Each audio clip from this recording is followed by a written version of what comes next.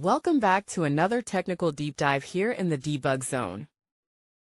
Today we're tackling a big question and breaking it down with insights from other users.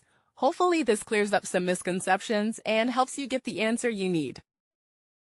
So buckle up, stay a little curious, and let's jump right in.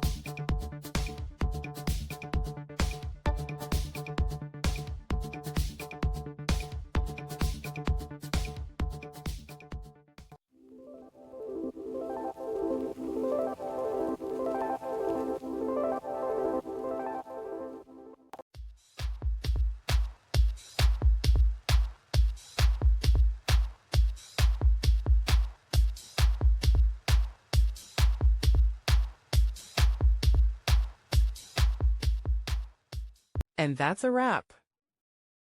I hope you found the answer you were looking for. If you did, take a second to hit that subscribe button. It really helps out.